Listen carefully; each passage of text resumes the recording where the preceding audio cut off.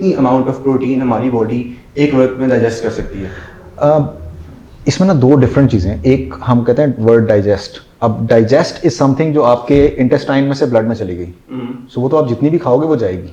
Actually एक खास amount जब हम ऊपर जाते हैं तो वो प्रोटीन फैट में कन्वर्ट हो जाती ओके, है। दैट तो इज अ उसके डिफरेंट ऊपर मैं दैट इज अ आपको डिफरेंट बताना चाहूंगा। That is a different subject. जब हम डाइजेस्ट की बात करते हैं ना, दैट इज समथिंग कि आपने कुछ खाया, उसका ब्रेकडाउन हुआ, वो ब्लड स्ट्रीम में चला गया, दैट इज डाइजेशन हो गई। अब उसके आगे वो उसका प्रोसेस किस तरह से होगा, उसको बॉडी यूटिलाइज कैसे करेगी, उसको हम कहेंगे प्रोटीन सिंथेसिस। कि अब उसको मसल्स यूज कर रहे हैं अपने आप को बिल्ड करने के लिए, रिपेयर करने के लिए। उसमें एक लिमिट है कि समवेयर अराउंड 25 से 35 ग्राम्स आप एक मील में अगर खाते हो तो दैट इज समथिंग जो बॉडी यूटिलाइज कर सकती है। अब उसमें भी डिप्स आते हैं, उसको हम कहते हैं नाइट्रोजन बैलेंस। अब वो नाइट्रोजन बैलेंस को आपने मेंटेन करना होता है कि आपने एक मील लिया तो आपका नाइट्रोजन बैलेंस ऑब्वियसली ऊपर चला गया। बाय द टाइम आपका वो डिप आता है, आप बिल्कुल बॉटम पे जाते हो, that's way you need to take the second meal, ताकि आप फिर से अपना प्रोटीन इंटेक पूरा करो तो नाइट्रोजन जो नेगेटिव बैलेंस में चल रही है वो फिर से पॉजिटिव में चली जाए। सो वो चीज मैनेज करनी है। अब जो आपने एडिशनल ली है, विदाउट अ डाउट जो भी चीज आपकी बॉडी में यूटिलाइज नहीं हो रही ना, ब्लड स्ट्रीम में घूम रही है, तो आपकी बॉडी ने उसको स्टोर में फेंकना है।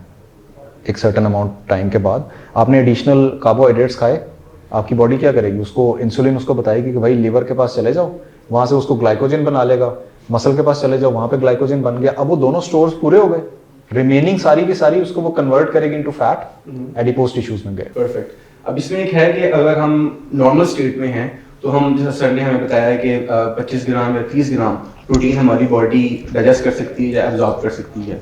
अगर हम वर्कआउट करते हैं या किसी खास स्टेट में हो, या फिर हमारी बॉडी का जो सा वेट है उसके ऊपर भी डिपेंड करता है, या फिर इस एक फिक्स अमाउंट है कितनी ही हम प्रोटीन डाइजेस्ट कर सकते हैं?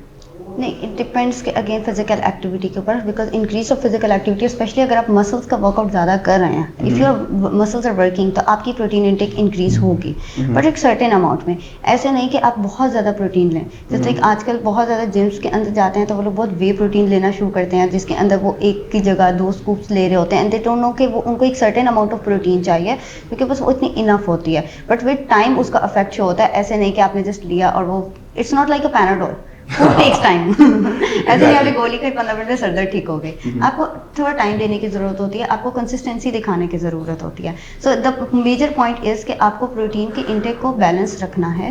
हाई इंटेक पर भी आप जा सकते हैं, बिकॉज सर ने बिल्कुल ठीक बात की है कि हम लोग बहुत प्रोटीन डेफिशिएंट है। हम एक अंडा खा के समझते हैं कि हमारी प्रोटीन पूरी हो गई है तो वो, और सेकेंडली ये कि एग वाइट्स के ऊपर चले गए हैं तो अब हम बहुत अच्छी प्रोटीन ले रहे हैं, इवन तो आपकी प्रोटीन हाफ हो जाती है अगर आप एग वाइट्स ले रहे हैं, आप योग एग को करते हैं।